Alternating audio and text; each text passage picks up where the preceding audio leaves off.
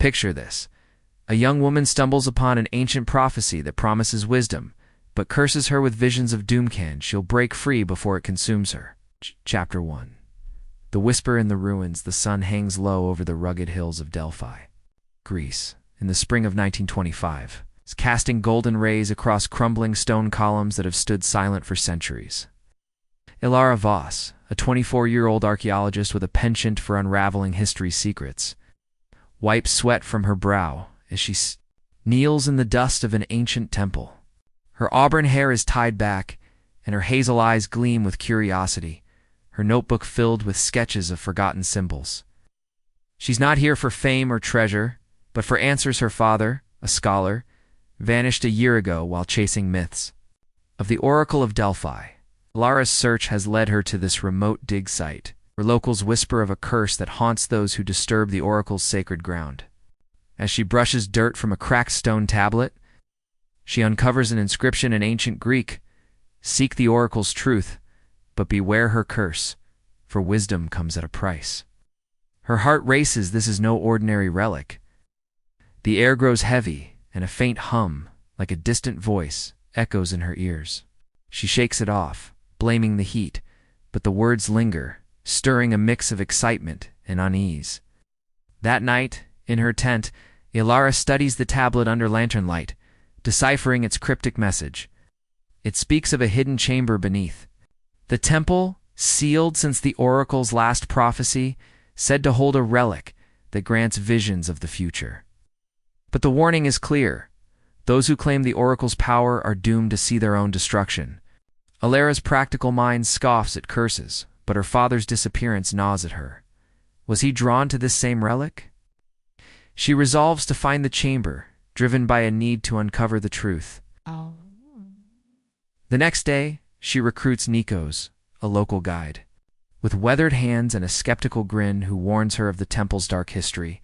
"People go in, Miss Voss, but they don't come out the same," he says, his eyes flicking to the hills. Undeterred, Ilara maps the temple's ruins, noticing a pattern in the stones that points to a concealed entrance. As dusk falls, she and Nikos pry open a hidden trapdoor beneath a fallen column, revealing a spiral staircase descending into darkness. The air is cool and damp, carrying a faint scent of myrrh. Ilara's torch flickers as they descend, the walls etched with symbols of eyes in flames, each seeming to watch her. At the bottom, they find a stone door carved with a serpent coiled around a staff, the oracle's mark. Her fingers trace the carving, and the hum returns, louder, almost a whisper. "You are chosen."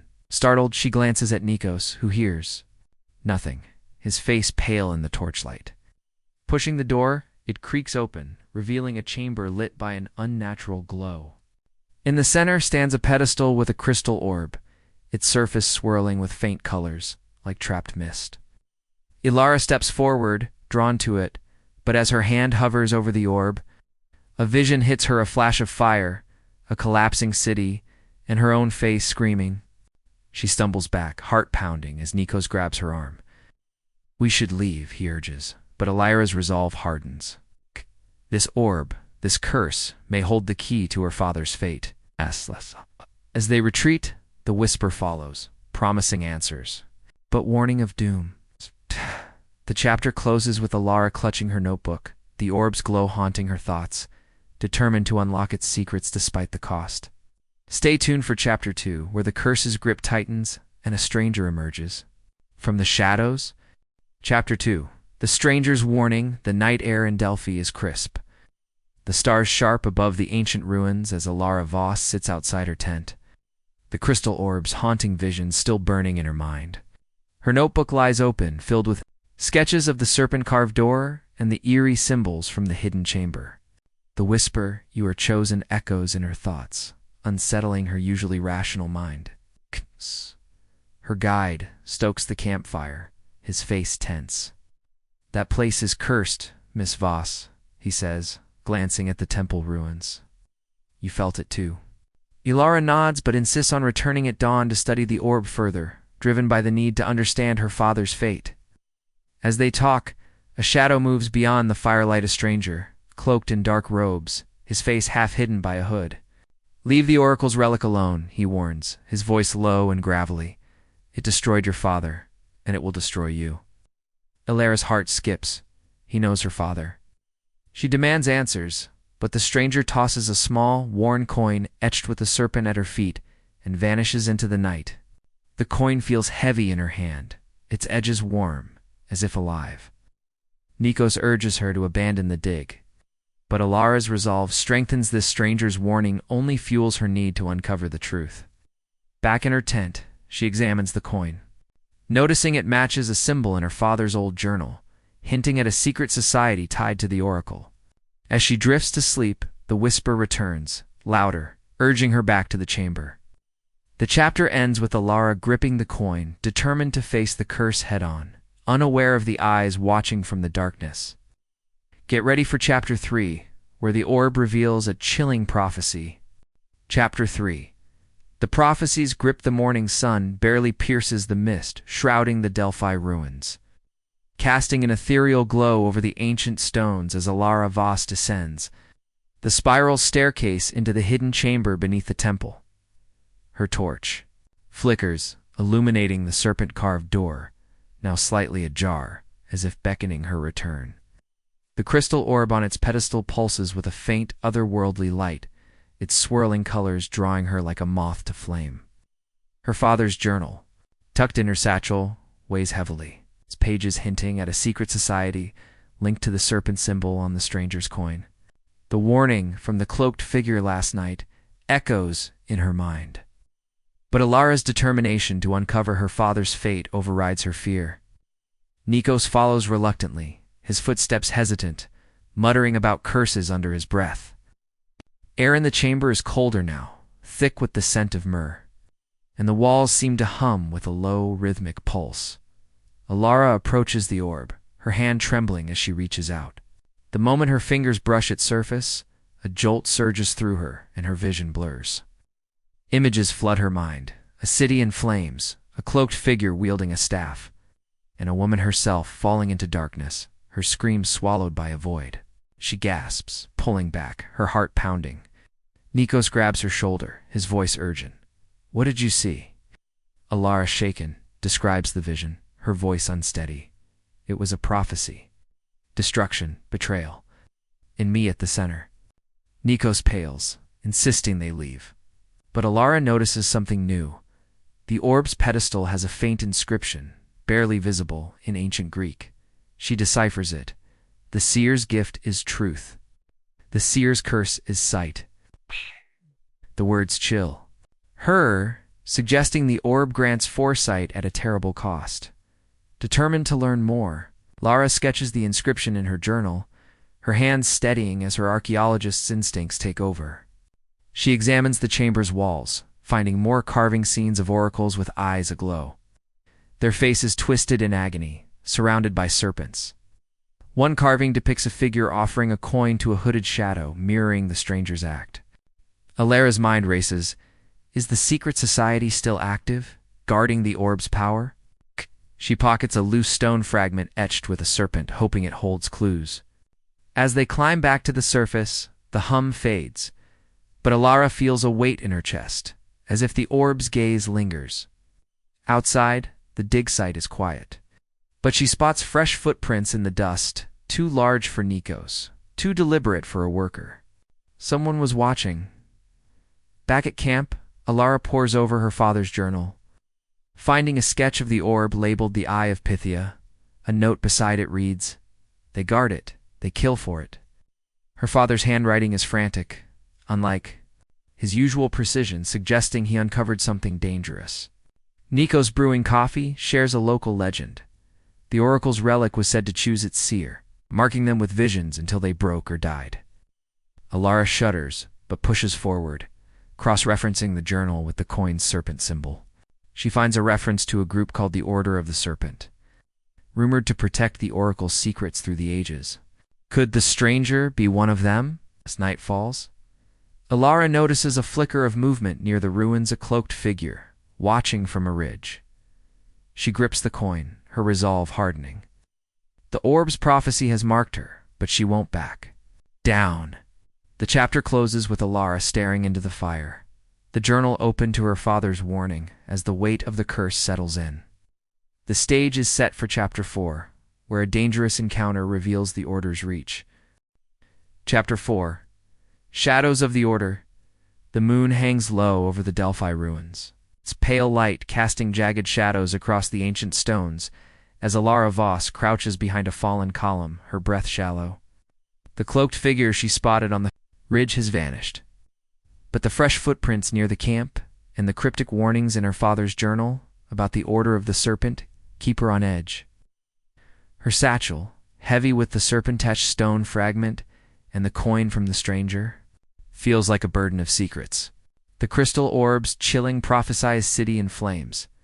Her own fall lingers in her mind, but Alira's resolve to uncover the truth about her father's disappearance burns brighter than her fear. Nikos, her guide, patrols the camp's perimeter, his lantern casting a faint glow, his face set with worry. The air carries a faint chill. The distant howl of a wolf adds to the eerie tension. Alara decides to investigate the ridge where she saw the figure, slipping away while Nikos checks the tents. The rocky path is steep, the ground loose under her boots, but she moves with care, her torch dimmed to avoid detection. At the ridge's crest, she finds a small cave, its entrance partially hidden by vines. Inside, the walls are etched with serpent symbols, identical to those in the oracles. Chamber. A crude altar holds a single candle, still warm, and a scattering of coins, like the one she carries. Her heart races. This is no coincidence. As she sketches the symbols in her notebook, a twig snaps outside. She douses her torch and presses. Against the cave wall, her pulse hammering, a tall figure in a hooded cloak steps into the moonlight, clutching a staff topped with a serpent carving. "You shouldn't be here, Alara Voss," the figure says. His voice the same gravelly tone as the stranger's. He knows her name. Alara steps forward, gripping the coin for courage. "Who are you? What did you do to my father?" The figure laughs softly, his face still shadowed. "The Order of the Serpent protects the Oracle's power. Your father sought it, and it broke him. Leave, or share his fate." Alara's anger flares. "I'm not leaving until I know the truth."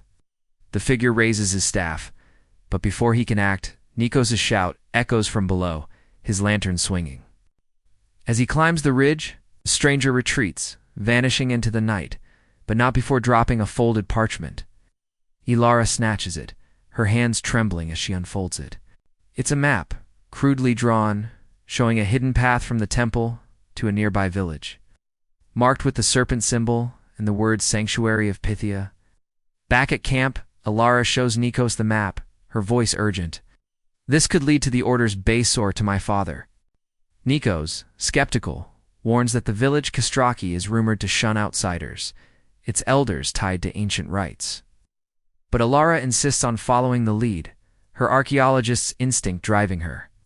They pack light and head out at dawn, the map guiding them through winding trails to Kastraki, a cluster of stone houses nestled in a valley. The villagers eye them warily, their whispers halting as Alara approaches an elder, a woman with silver hair and piercing eyes. "You carry the serpent's mark," the woman says, glancing at the coin in Alara's hand. "Why do you seek the sanctuary?" Lara, cautious, mentions her father's research. The elder's face softens, but offers no answers, only a warning. The oracle's gift is not for the living to hold. As they leave, Alara notices a young boy watching them. His cloak bearing a serpent pin at a small inn. Lara studies the map and her father's journal, finding a reference to the sanctuary.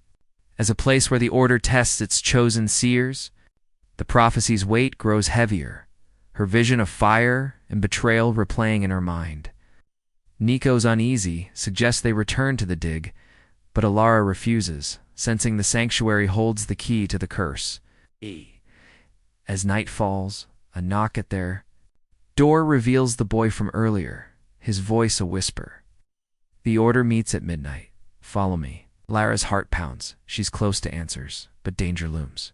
The chapter closes with her stepping into the darkness, the map clutched tightly as the boy leads them toward the sanctuary. The stage is set for Chapter 5, where the Order's secrets unravel in a perilous ritual. Chapter 5. The Midnight Ritual. The night is pitch black over Castraki village. The only light coming from the flickering torch carried by the boy with the serpent pin, who leads Alara, Voss, and Nikos through narrow winding paths toward the sanctuary of Pythia. Alara's heart races. The map from the cloaked stranger and her father's journal tucked in her satchel, their clues pointing to this moment. The air is thick with the scent of pine and something sharper like burning herbs.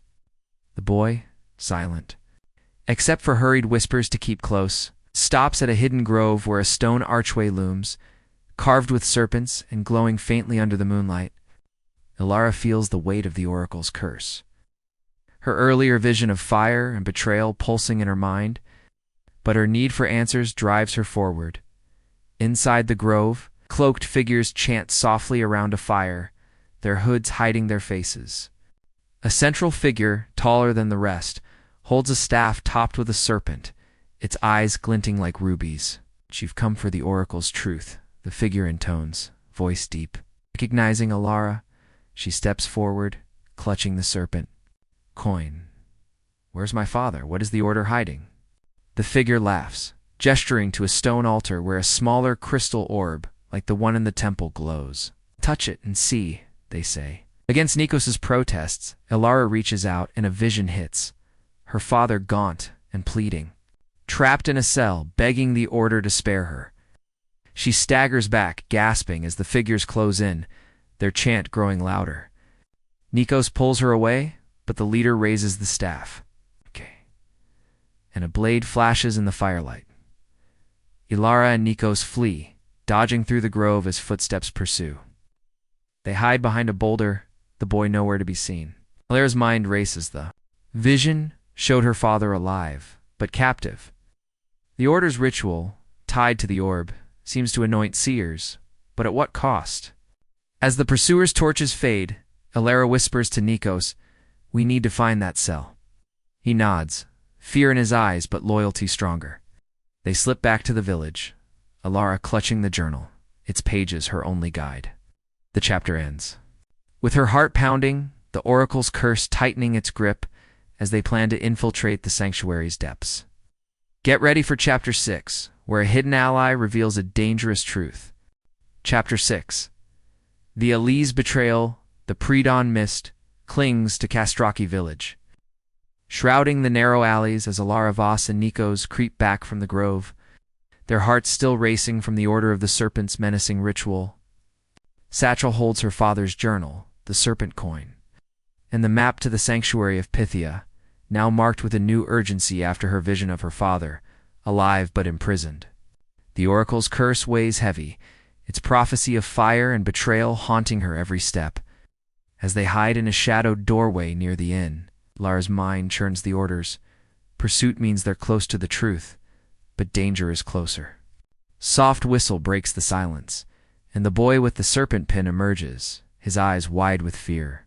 "I didn't mean to lead you into a trap," he whispers, glancing over his shoulder. "My name's Theo. I want to help." Alara, wary but desperate, questions him.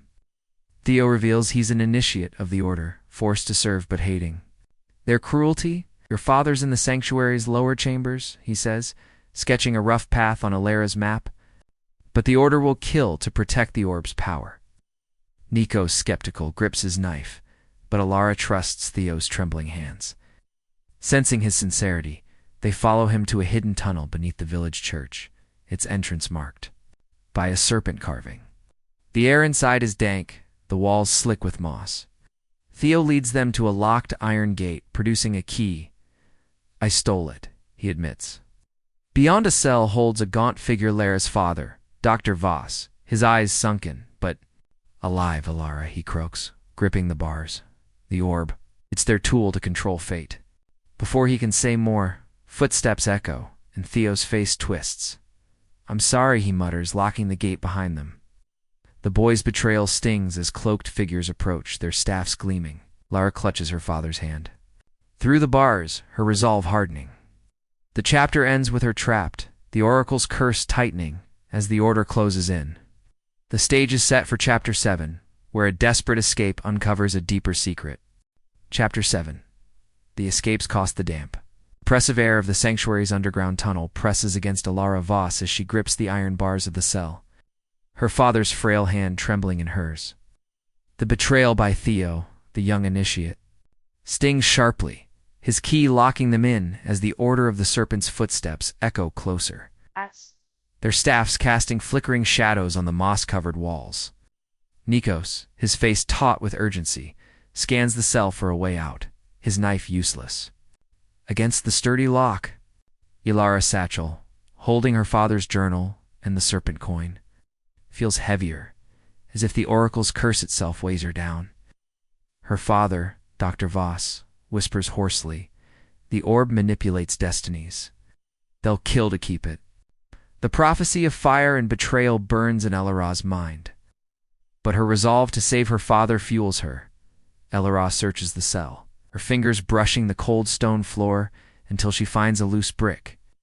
Behind it lies a rusted lever, barely visible. In the dim light, "Nikos, help me," she hisses, and together they pull. The mechanism grinding as a hidden panel in the wall creaks open, revealing a narrow passage. Dr. Voss, weak but determined, follows as they crawl through, the air thick with dust. The passage slopes upward, leading to a grate beneath the village church. Nikos pries it open, and they emerge into the shadowed nave, moonlight filtering through stained glass. But the relief is short-lived. Cloaked figures burst in, led by the tall leader with the serpent staff, his voice booming, "You can't escape the oracle's will." Alara grabs a candelabrum, swinging it to hold them off as Nikos helps her. Father toward the door. Cloaked figure lunges, grazing Alara's arm with a blade, but she pushes through, pain sharpening her focus. They stumble into the village square. The night air biting, Dr. Voss, gasping, reveals the Order's plan. The orb's visions are used to manipulate powerful figures, ensuring their control. "They took me when I got too close," he says. As they hide in an alley, Alara notices her father clutching a small, serpent-etched amulet, stolen from the Order. "It disrupts the orb's power," he murmurs, but his strength fades. Nikos scouts for a path to safety, but the Order's torches close in. Elara's heart aches. She's found her father, but the cost of escape may be steep. The chapter ends with them cornered, the amulet's faint glow their only hope, as the oracle's curse looms larger. Get ready for Chapter 8, where a sacrifice shifts the battle. Chapter 8. The sacrifice. The narrow alley in Kestraki village feels like a trap, its stone walls closing in as Alara Voss crouches beside her father, Dr. Voss, whose labored breathing echoes in the stillness. Nikos peers around the corner, his eyes wide as the Order of the Serpent's torches flicker closer, their chants a low hum in the night.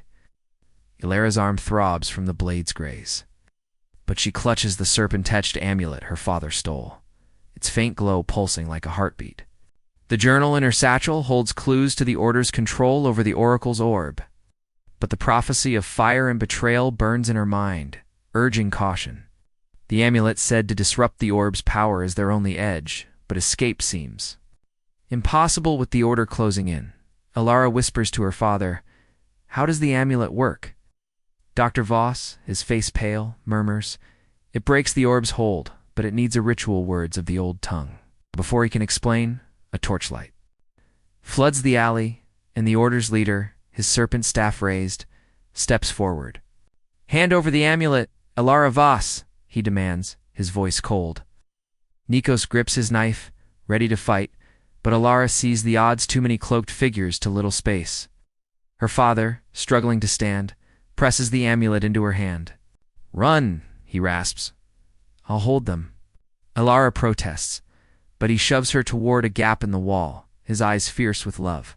"Save yourself." Nikos pulls Alara through the gap, her heart breaking as her father faces the Order alone.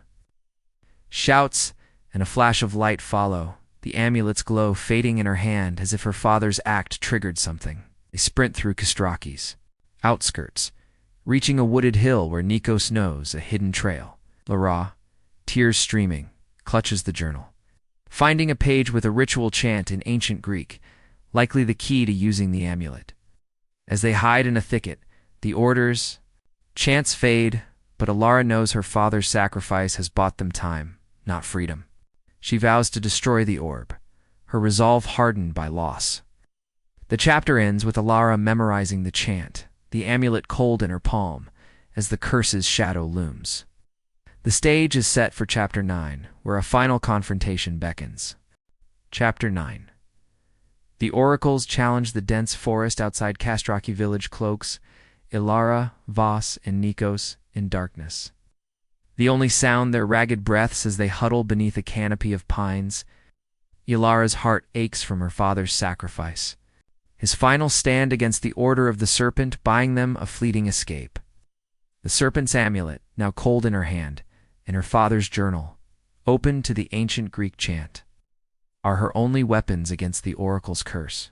The prophecy of fire and betrayal haunts her, its images vivid. But her grief fuels a fierce determination to destroy the orb and end the Order's hold. Nikos, his face grim, checks the trail for pursuers, his knife glinting in the moonlight. The air smells of damp earth. A distant owl's hoot adds to the tension. Ilara studies the chant, her lips moving silently as she memorizes the words. Pythia's gaze break and fade. The journal notes the ritual must be performed near the orb in the sanctuary's heart. Nikos, uneasy, points to the map, suggesting the sanctuary's main chamber lies beneath the village's old shrine, accessible via a hidden well. They move swiftly, reaching the shrine, a crumbling stone structure overgrown with ivy. Ilara finds the well, its cover etched with a serpent, and they descend a rickety ladder into a cavernous chamber lit by glowing crystals. The orb, larger than the one in the temple, sits on a raised altar, its colors swirling violently, as if sensing her presence, as Ilara approaches. The Order's leader emerges from the shadows, his serpent staff raised, flanked by two cloaked figures. "You cannot break the oracle's will," he sneers, his voice echoing. Ilara, clutching the amulet, begins the chant, her voice steady despite fear. The orb pulses, and a vision hits. The village burning, the leader laughing, her own body broken. She falters but presses on, the amulet warming. Nikos fends off a cloaked figure, his knife clashing against a staff. But the leader lunges, knocking the amulet from her hand. Desperate, Ilara dives for it, completing the chant as she touches the orb. A blinding light erupts, and the leader screams, the orb's glow fading, as the chamber shakes, stones falling, as Nikos pulls her toward the ladder. The chapter ends with Ilara clutching the amulet. The Order's power weakened, but not broken, as they flee the collapsing cavern. Get ready for Chapter 10, where the curse's final price is revealed. Chapter 10. The curse's price. The cavern beneath Castraki's shrine trembles, dust and stone raining down as Ilara, Voss, and Nikos scramble up the rickety ladder. The echoes of the Order of the Serpent screams fading below. Ilara clutches the serpent-etched amulet, its warmth pulsing after her chant disrupted the oracle's orb, dimming its violent glow. Her father's journal, tucked in her satchel, holds the truth of the Order's manipulation of destinies, but the prophecy of fire and betrayal still burns in her mind, its warning unfulfilled. The air is thick with the scent of earth and smoke. Ilara's arm throbs from her earlier wound, but her resolve to end the curse is unbreakable. Nikos, bruised from the fight, urges her to hurry as the ladder groans under their weight. They emerge into the shrine, moonlight spilling through the ivy-covered walls, but the village is eerily silent. As they step outside, Castraki is ablaze, flames licking the stone houses, fulfilling the prophecy's vision. Ilara's heart sinks. The orb's power, though weakened, has unleashed chaos. Villagers flee, their cries piercing the night, and Ilara spots the Order's leader staggering from the shrine, his serpent staff broken, his cloak singed. "You've doomed us all," he snarls, lunging with a dagger. Nikos tackles him, pinning him down, but Ilara's eyes are drawn to the amulet, now glowing fiercely. Her father's words echo. The curse demands a price. She realizes the ritual isn't complete. The amulet must be destroyed with the orb to break the curse fully. racing back into the collapsing shrine. Alara descends alone, the ladder splintering behind her. The chamber is a ruin, the orb cracked, but still pulsing faintly. She kneels, reciting the chant again, her voice steady. Pythia's gaze break and fade. She presses the amulet to the orb, and a searing light engulfs her. A final vision hits, her father smiling, the village safe, her own body fading into light. The price is clear, her life for the curse's end. With a cry, she smashes the amulet against the orb, shattering both. The chamber goes dark, the tremors stop, and a calm settles. Belace finds her slumped but alive, the curse broken but her strength drained. The Order's leader, defeated, is bound by villagers, his power gone. As dawn breaks, Castroki's fires are extinguished, the village saved. Alara, weakened, clutches her father's journal, its secrets now her legacy. It helps her stand, vowing to protect her. The prophecy's betrayal was the Order's, not hers, and she's paid its price. The chapter closes with Alara looking at the sunrise. The weight of the curse lifted, her father's truth honored. If you loved this tale of courage and sacrifice, like and subscribe and comment below with your thoughts.